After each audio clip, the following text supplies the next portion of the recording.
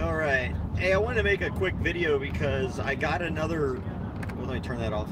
I got another phone call from a friend, and I've gotten a lot of phone calls over the last couple of years, but it seems like just in the last few months, I've gotten at least four that I know for sure, but it might have been as many as 6 emails or phone calls from people who had an incident in which they either had to use a firearm in self-defense or, as is in all of the cases recently,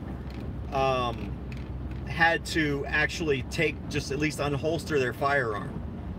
And the first question I always ask these people is, please tell me you've been taking my advice about joining Self-Defense Fund. And for example, there was an issue where a friend of mine, this one was a friend of mine, had called me, and he was kind of in a panic because he was at Bass Pro Shops or something like that, and he came out and his door had been dinged, and it looked like the truck next to his car had been the one that did it. So he went in and tried to find the owner of the truck just to find out, you know, whether it was his truck or not. And let me tell you, this guy is about the nicest guy you're ever going to meet. He's not a violent person. He's, you would never even guess that we were friends, because we've kind of got really different personalities, in the sense that, you know, I'm a little more aggressive than he is. He's just a really calm, mellow guy. Well, the guy finally came out, and all he did was, he's like, hey, I think you might have hit my car. Can you just open your door? I just want to make sure whether it was you or not. He wasn't aggressive at all, because he literally wasn't sure. He just wanted to make sure it wasn't that truck that he thought it was. Well, the guy got extremely angry and irate and started cursing and was getting very aggressive at my friend.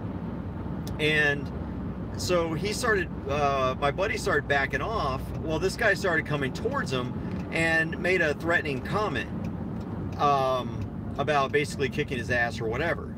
Well, at that point, my buddy pulled his gun out in the holster. It was in his pocket, but pulled the gun out while it was in its holster, and the guy backed off, and that was the end of it. He put the gun back in his holster and he basically left. Well, the guy told him, he's like, oh, you just threatened to kill me. I'm gonna call the cops. I'm gonna make your life hell, and I'm gonna ruin your life.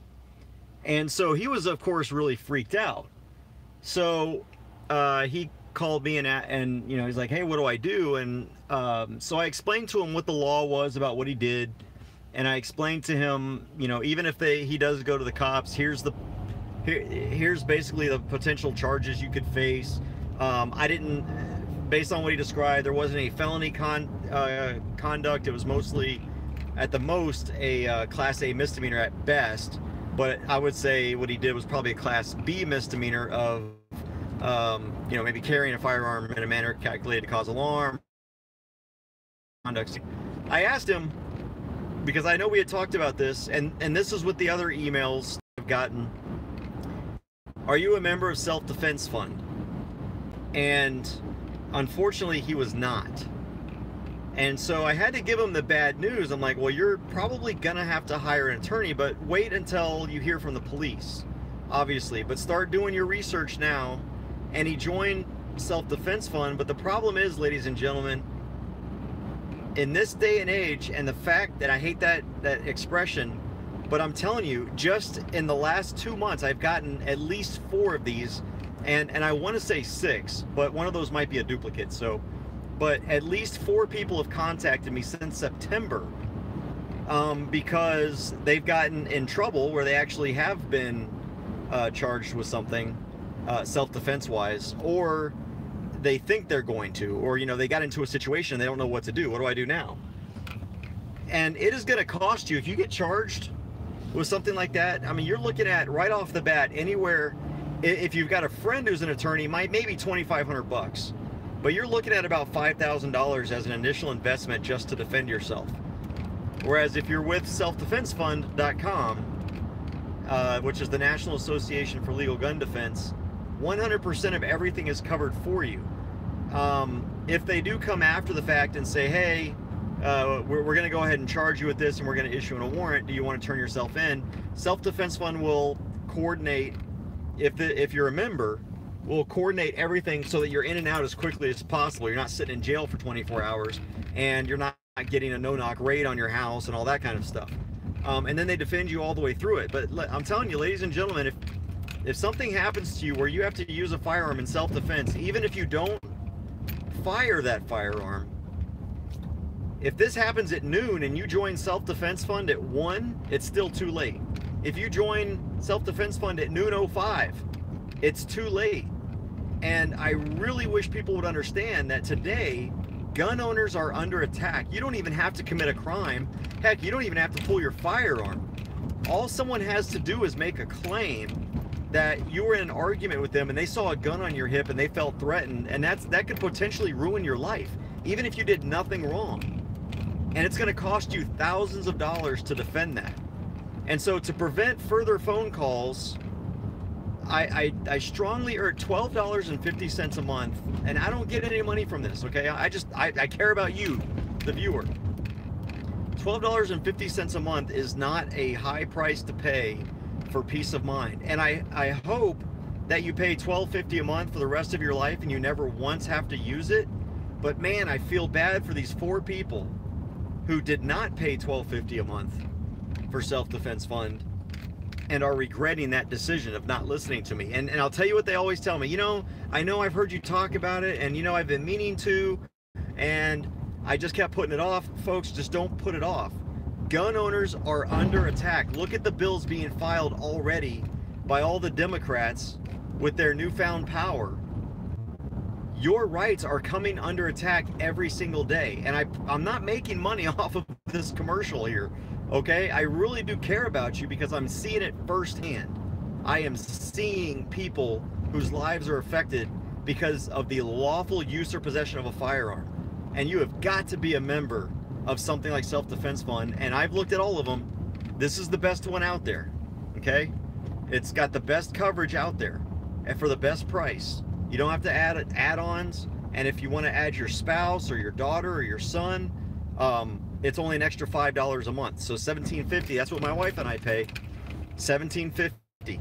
But, you know, it's like, who is that? Jamie's girl says she's scared to carry. I'm not scared to carry anymore because I know I'm protected.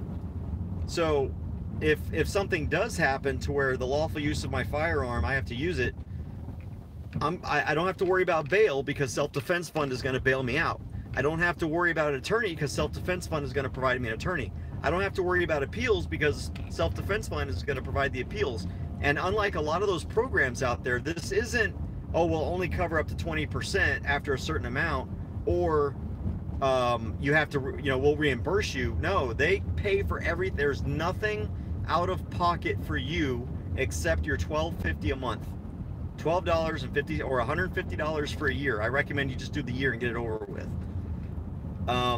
Anyway, that's it. Because I got this other phone call, it reminded me that I wanted to make this video because I just don't think people get it. And I wish, you know, everyone says it'll never happen to me. It'll never happen to me. If you're carrying a gun, then you do think it will happen to you. Otherwise, there's no reason to carry a gun. If you don't think it's ever going to happen to you, that you're going to have to use a gun in self-defense, then there's no reason to even carry a gun. But the fact that you think there's a reason to carry a gun, and there is, should be reason enough that you need to defend yourself. So that's my plea to you, because it breaks my heart when a good person calls me and they're panicked because they haven't been through the system. And unfortunately, I've been through the system a couple of times now, actually 3 times, and so I know what to expect, and I can help talk them through, like, well, here's what's going to happen if you turn yourself in, here's what's going to happen if you don't, here's how this works, here's how the warrant process works. So please protect yourself. And look, if you don't go with Self-Defense Fund, go with someone. I'm just saying, if you don't go with Self-Defense Fund, you're getting less coverage and you're paying more. It's just, That's the way it is.